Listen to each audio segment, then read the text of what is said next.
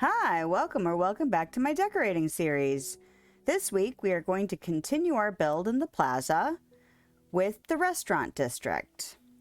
So much like last week, I am still working through anxiety around decorating outdoor spaces. So what better way to finish out the plaza area but by sticking to kind of that simple, easy, straightforward kind of space, and also incorporating the other, well, I guess now some of the other big buildings that you can't get rid of in any world that you have, really. But, you know, we're in the valley for this decorating video.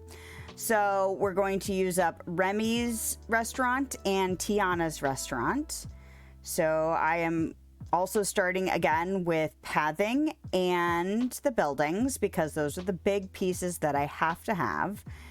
And because I'm doing the second half, there are elements that I can pull from the first half, and I can even do some mirroring. So like this little seating area right next to the main plaza square, I wanted to duplicate that on the other side. The main path is also going to get, mirrored shrubbery and hedges, but I didn't want to repeat the pathing layout. I still want it to make sense. I still want it to provide access, but I am definitely working with some different buildings with some different requirements. So I am building off of what I did last time for the other space, but modifying it for the needs of the buildings in this section. So one of the things I wanted to do was make sure both of the restaurants got a little outdoor seating space. Oh, and I already know this is going to be a thing. Because I'm so not familiar with the items and craftables for outdoor spaces, I know there's going to be a lot of scrolling. I don't know how long it's going to take me to get comfortable with the items. But there's also going to be a lot of going to the crafting table or Scrooge's shop because I'm not sure if the thing I've run out of is something I have to craft or something I have to buy.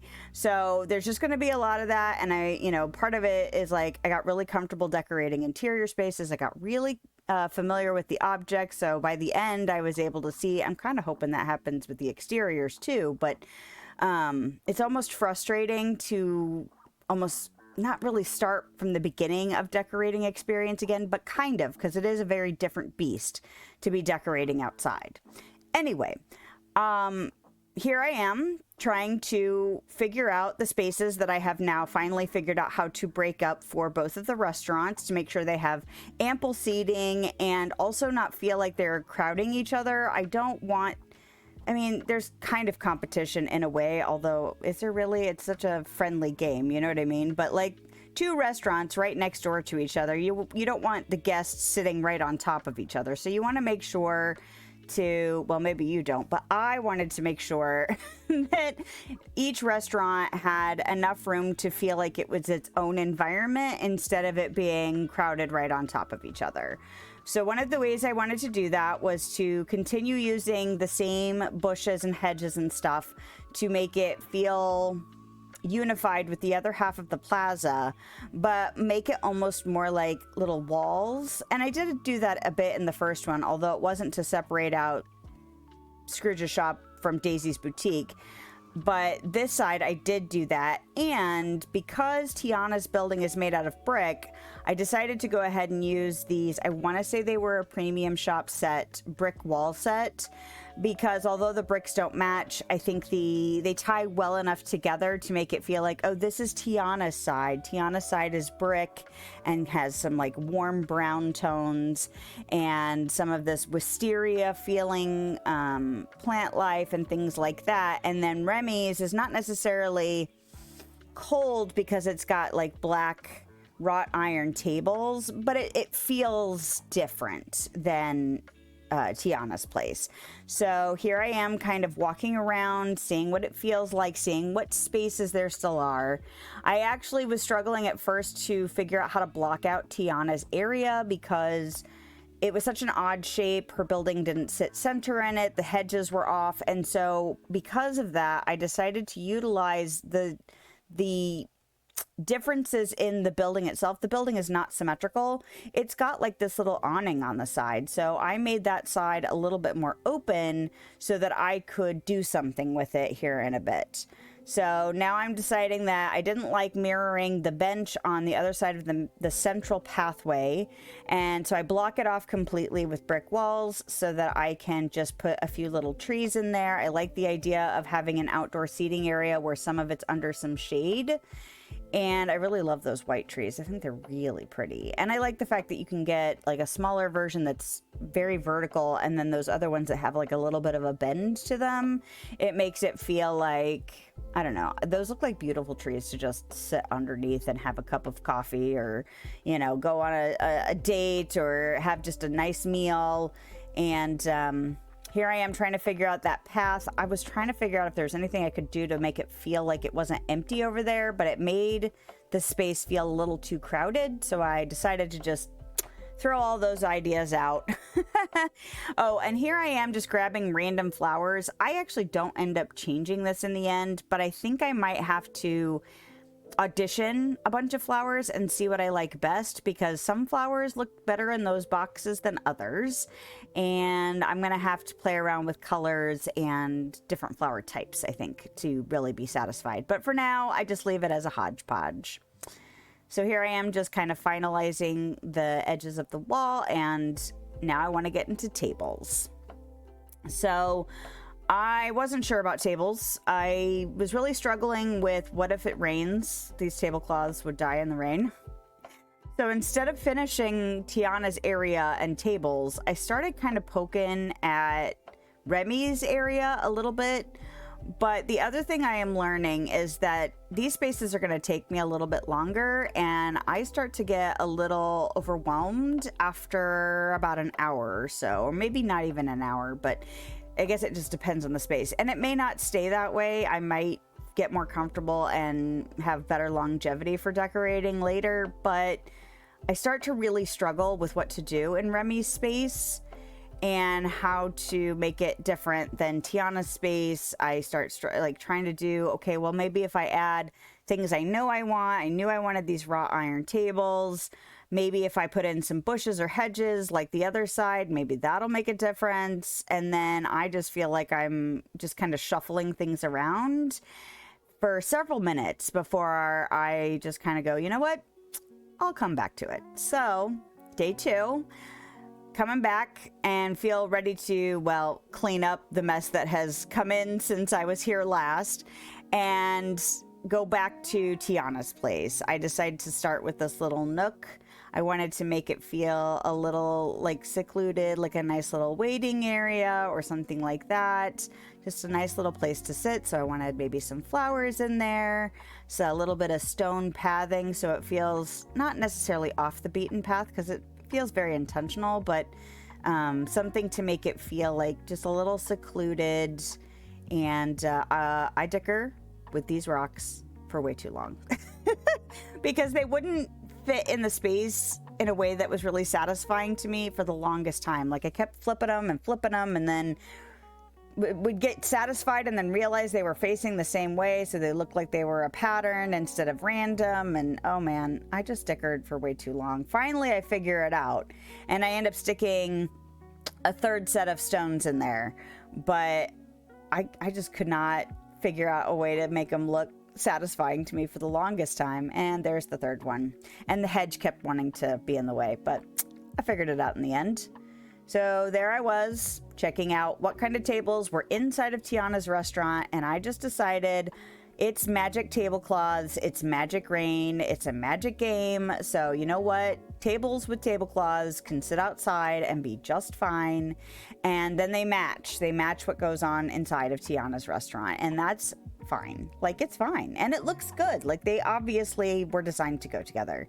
The only regret I have is that they don't have the small version, like what's inside of the restaurant. That would be really cute, is if we had that too, because I wish like the 2 tops out there were smaller tables, just to feel a little bit more intimate or cozy. So now that I have had a renewed view on what's going on, I feel ready to tackle Remy's space. And that's great because it's the other really big space that's left to do out here before filling in all the little gaps. So I just decided to make it more, I don't know, casual. I made Tiana's really formal looking. I made it almost not exactly a pattern, but I made it look very formal compared to Remy's exterior, which was a little bit more haphazard. I put, you know, random amounts of chairs and random arrangement. And I figured it's one of those things where this might be where you have like a baguette or a croissant or whatever, and you could go inside and have a meal, but you also might just come here for like coffee and reading poetry or something very French feeling, although I am never been to France, and it's only, you know, like the fantasy versions of France that I'm envisioning for this. But, you know, grab a poetry book and drink your coffee and sit outside the cafe, you know? But after I finished doing Remy's spot, I had this weird L shape, and I did not know what to do with this. I thought, well, maybe I'll make it another little seating area, kind of like the one I did next to Scrooge's shop. That would be cute, but it's kind of small, so I couldn't use the big pink flowery bushes. So I was like, well, I haven't really used these hedges, these darker hedges and these smaller bushes as much. Maybe I'll do something with those. And then, of course, dealing with filling in the weird spaces, you know, I kind of got satisfied by it. And then I was just like, now it feels really claustrophobic in here. So I struggled with this for quite a while, but I walk in there, I'm like, well, what can I put in there? Can I put a piece of art in there? Can I put a fountain in there? And then I remembered these fountains, and I was like, oh, those almost feel like a wall, but not claustrophobic between the two restaurants. Yes, Tiana's has a hedge there too, a tall hedge, but it also makes it feel like Remy's is a little bit more closed off, having like something tall next to it. And I didn't necessarily want to do trees, although trees might have been nice now that I'm thinking about it. But I was like, okay, well, I figured out that long part of the L shape. What do I do with the narrow part, or the wide short part? Oh, I'll stick a statue in there. And then everything just felt kind of awkward until I stuck this topiary in there. And I was like, wait a minute. I don't have to make the whole area blocked off. I could just block off that one rectangle and make the other part open and stick this topiary in there because it's cute and it looks like something you might see in like a park or a plaza. So why don't we just stick some flowers in there with a topiary and see what comes of it? So of course I had to go craft some because I didn't have matching ones and I really wanted to make them match. And these may not be the right ones. I really love the luminescent flowers, but I don't know if they fit quite right in the plaza. But for now, they're fine. And it actually worked out really well because it almost wasn't even enough until I stuck the recycling trash cans in there. And then I was like, oh, this looks intentional. Must have been the right answer. And I would not be surprised if that's how a lot of the building goes, where I don't know what to do. I don't know what to do. I start sticking stuff in, and then I'm like, oh, look, this leaves just enough space for a sign or a light or a fire hydrant or a flower or whatever. And somehow it ends up pulling together in the end, even if I don't fully plan it out. Because that's the kind of thing that really stresses me out is, oh, I really need to have all of the areas kind of laid out ahead of time. And it really doesn't have to be that way.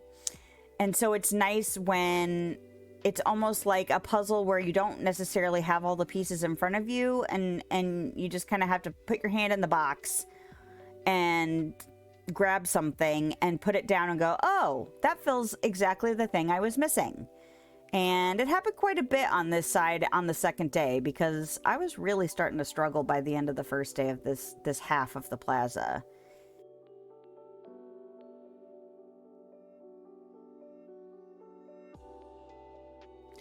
All right, well, let's go over there and check it out.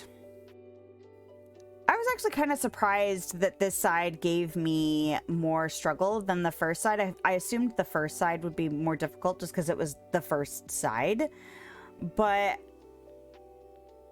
I don't know what it was. I don't know if it was because I was struggling with a lot of indecision or dealing with my typical mindset of wanting things to be symmetrical or even feeling. It doesn't even have to be exactly even, but you know, I trust the process enough to keep on going, even if I have to take a break for a day or two in between.